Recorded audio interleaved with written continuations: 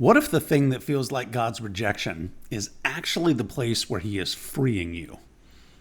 What if the closed door, the public embarrassment, the loss of influence, the thing that made you feel benched, forgotten, or misunderstood, what if that is not the end of your formation?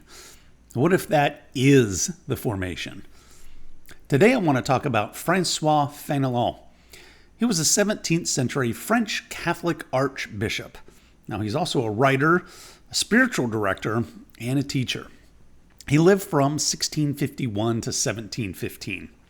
He became the Archbishop of Cambrai and was also chosen to tutor the Duke of Burgundy. This is the grandson of King Louis XIV of France. So all of that put him very close to the center of power. In other words, Fénelon was not writing about surrender from the cheap seats. He had position, he had reputation, he had access to the halls of power. The man had influence. He had the kind of life where, from the outside, you might think, clearly, this guy's favored by God. And then things get complicated, which is usually where the real story begins.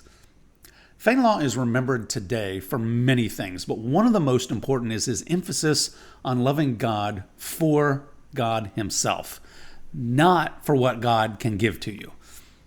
Most of us will say that we want God, yes, but our actions show we want God plus some evidence that our life is working, plus some answered prayer, some forward momentum, some kind of visible fruit, a reputation. And this is where Fénelon becomes so helpful, because his life forces us to ask a hard question. Do I love God, or do I love the life I thought he was going to give me? This may be one of the most important questions in the life of spiritual formation.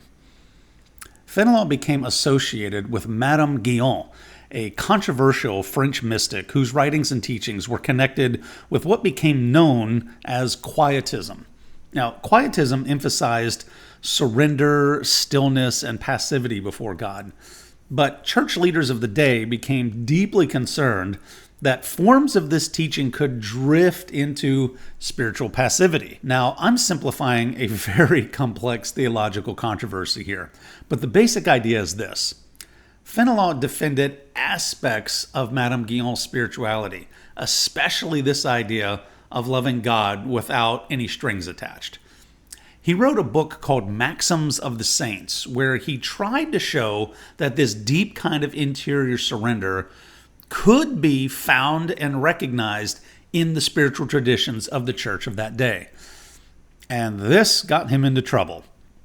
In 1699, Pope Innocent XII condemned a set of propositions from Fénelon's work. Fénelon submitted to the decision, but by then, he'd also fallen out of favor with King Louis XIV, who ordered him to remain within his archdiocese of Cambrai. So there he is, a brilliant man, a gifted writer, a former royal tutor, a respected churchman, and suddenly the great doors of access had closed. No more access to the royal court, no more shaping the future king of France, no more easy access to the center of power.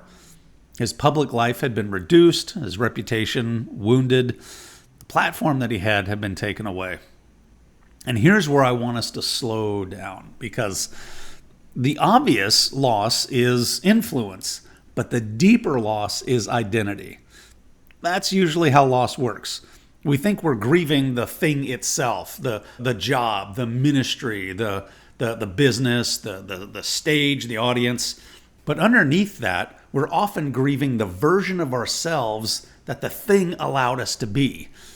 It allowed us to be the respected one, the useful one, the impressive one, the one who could point to visible fruit. And Fénelon's life presses right into that wound, because his teaching on surrender was not merely some idea that he could write about when everything was going well in his life. It became the furnace he had to live with when things went badly. And that's where all spiritual formation eventually goes. It moves from theory into furnace, from, yeah, sure, I believe that, to, am I still going to believe this when I no longer can control the outcome? Fénelon helps us see that God does not merely want to make us successful. He wants to make us free. And those are not always the same thing. Sometimes success gives the false self more material to work with, more applause, more proof, more need to be seen as special, more need to be vindicated. And then God begins to loosen that grip. And when he does, it can feel like punishment. But what if it's mercy? What if humiliation can become one of the ways God frees us from the exhausting burden of needing to be admired? Now, to be clear, I am not saying that all setbacks come directly from God.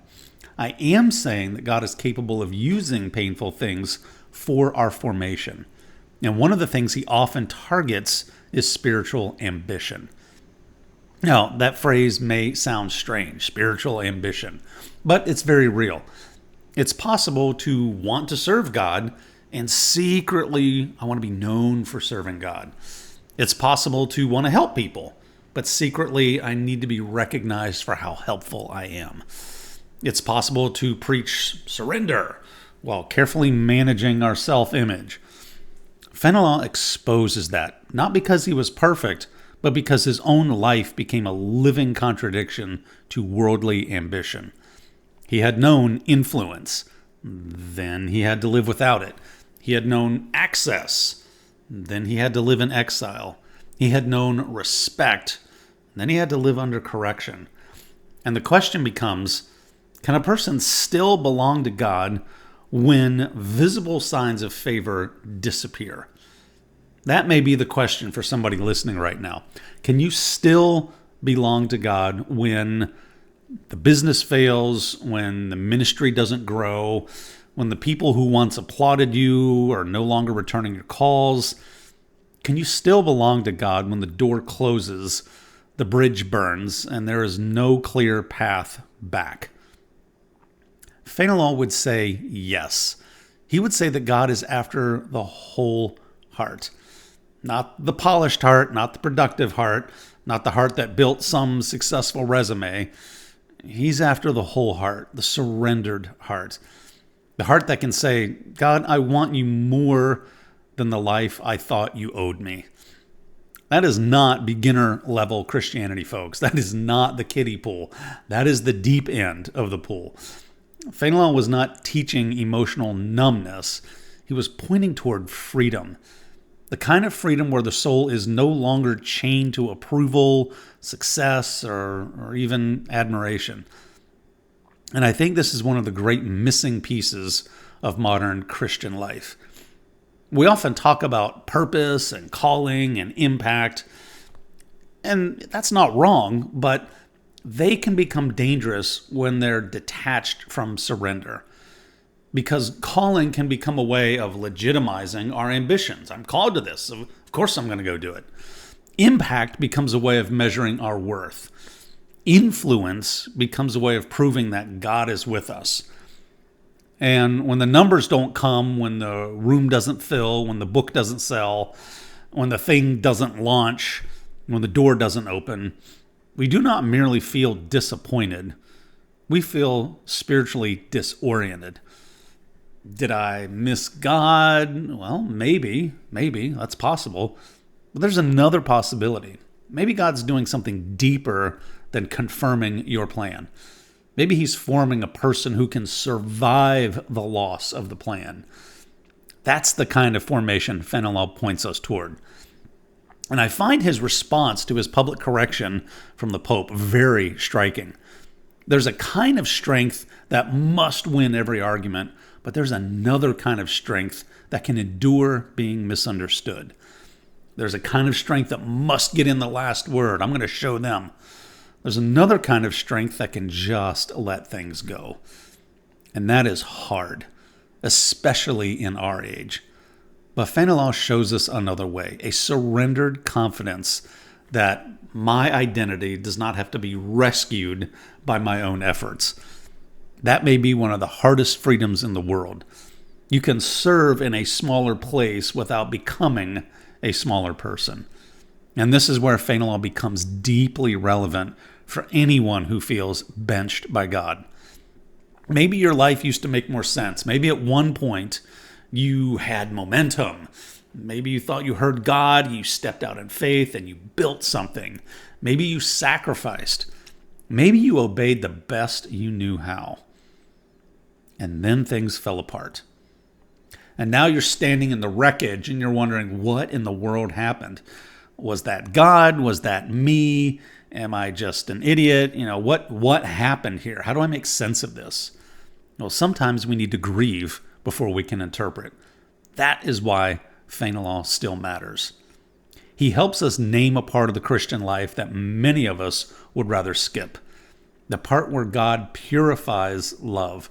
The part where he separates calling from ego. The part where he teaches us to serve without grasping. The part where he asks, do you want me or do you want the life you thought I would give you? That question is not meant to shame us. It's meant to free us. So here's the reflection I want to leave you with. What if the thing you're trying hardest to recover is the very thing God is using in this season to loosen your grip? Maybe not because it was bad, maybe not because you were wrong to want it, but because even good things become dangerous when they become necessary to our identity. The platform, the reputation, the dream, the calling. Fénelon reminds us sometimes the soul does not become free when the doors open and we get everything we want. Sometimes the soul becomes free when the doors close, when there is no applause, when the dream dies and God is still there. And if God is still there, then the story is not over. It may be simply going deeper.